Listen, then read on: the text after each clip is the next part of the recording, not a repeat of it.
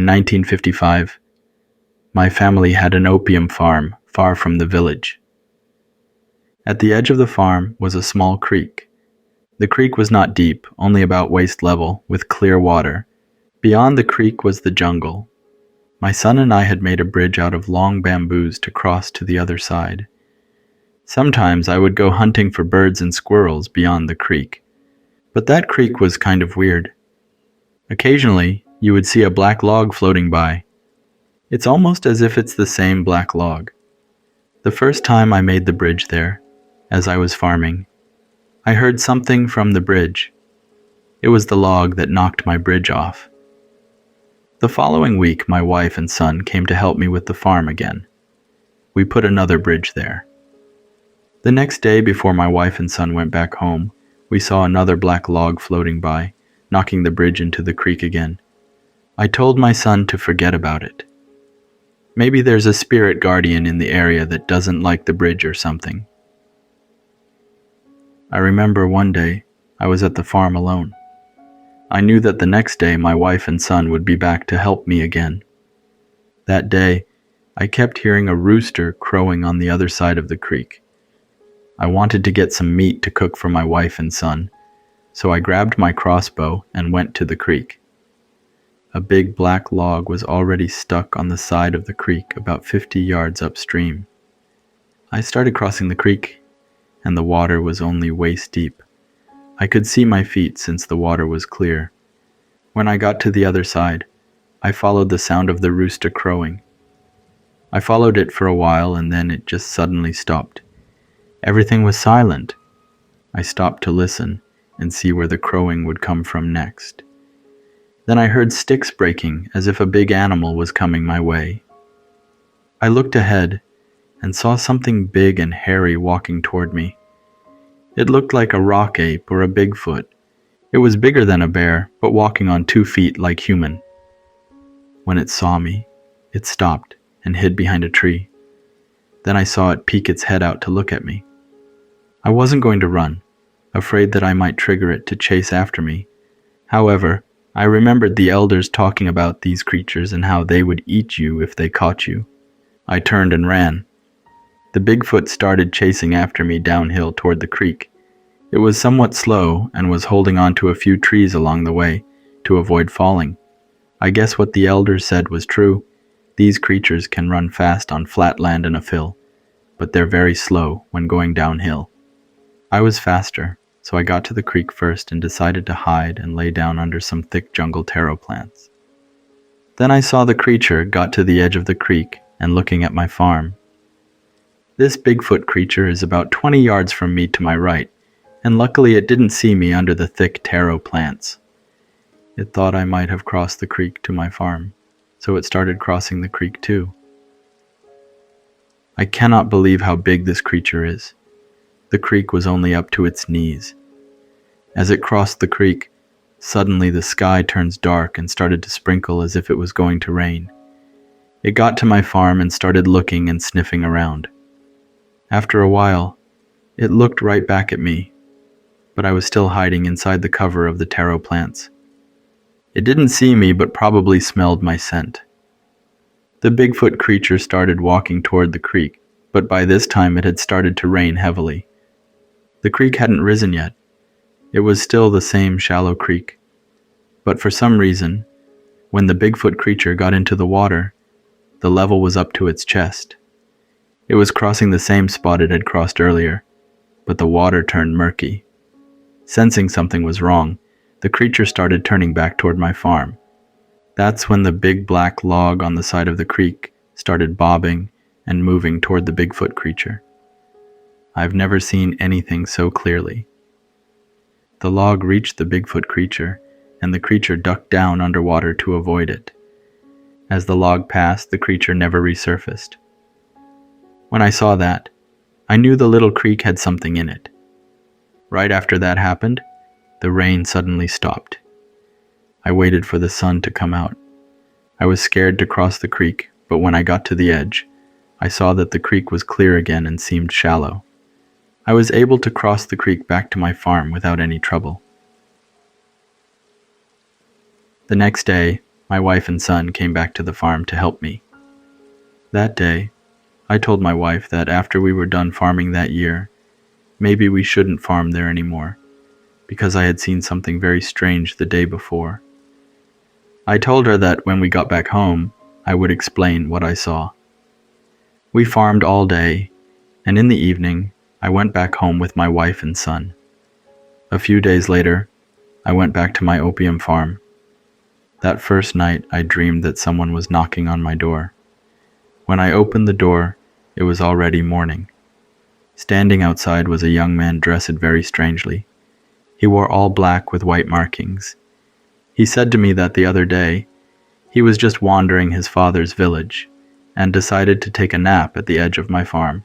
He didn't know I was going to be in trouble with a Bigfoot creature, but he was glad he could help me. Then he handed me a shirt and said to give it to my son. Then he informed me not to stay there at our farm for too long, because in 2 years, he and his family would be moving away. If anyone wanted to hurt me or my family, they wouldn't be able to help. After he said that, he walked away. When I woke up from my dream, it was still dark outside. It was a strange dream. When the sun came out, I went outside and did not see anything strange. There was no shirt. In my dream, he gave me a shirt for my son, but there was no shirt to be found. I guess dreams are just dreams. I did tell this strange dream to my wife, and she also agreed that it's just a dream. The next 2 years, there wasn't much rain. My crops weren't that good. Then one day, it started to rain suddenly. It rained for 2 days, and I wasn't able to do much at the farm. So in the afternoon, when the rain stopped, I went back home. I stayed home for 2 days. And when I went back to my opium farm, the little creek and the area, including my farm, were all flooded. Water was up to my knees. My farm was ruined that year. After 2 weeks, when the water dried up, the creek dried up as well. Then I thought of my dream. Maybe there was a guardian spirit that really lived in that area, and he had moved away. I believe that the guardian of the area is a water dragon. We believe that when dragon come and occupied an area, it would flood it first, and then a lake or river will be formed there. However, when a dragon decided to leave, it would also create a flood and then leave. And then after that, the lake or river it once created will dry out. During the Vietnam War, my son has grown into a young man and had to fight to defend his homeland and his people. One day, my son and his platoon had to go to the Ho Chi Minh Trail to try and slow down the North Vietnamese from sending weapons and supplies to South Vietnam. They knew they wouldn't be able to win, but they could at least slow down the North Vietnamese military from sending supplies to their soldiers fighting in South Vietnam. It was a dangerous mission that even the American soldiers refused to take. My son was lucky to make it back home from that mission alive. Most of the Hmong soldiers in his platoon died while fighting the Vietnamese soldiers. They were outnumbered and under heavy gunfire. 36 of them went, and only 7 returned home. My son showed me his shirt where he got shot. According to my son, a bullet went through the front of his shirt and out the back, but his body was intact. When it happened, he felt something really hot going through his body, but there was no wound. He wasn't hurt. Judging by that shirt, he could have been killed. I told him to keep that shirt and not lose it. When we lost the war and migrated to Thailand, he still had that shirt. That reminds me of the dream I had of a young man giving me a shirt and said that it's for my son. I wonder if there's a connection. I remember one day I was selling bamboo shoots at the flea market with an orphan kid in our clan. His name was Ma. Right across the street from us, there were 2 families also selling bamboo shoots, but since they had a lot more, they sold them a little cheaper. Customers would come to ask me how much I was selling my bamboo shoots for. After I told them the price, they'd go over to the other two families and buy from them.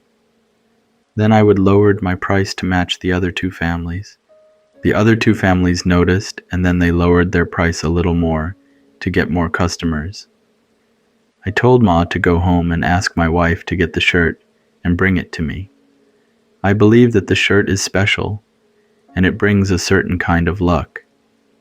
I told Ma to just tell my wife that I needed the shirt, and she would know. Ma went home and came back with the shirt. I wore the shirt underneath my own shirt. Within 10 minutes, a lot of customers came by and bought all of my bamboo shoots. That day, when Ma and I left the flea market, the other two families still had a lot of bamboo shoots to sell. When we decided to come to the United States, Ma begged me for the shirt.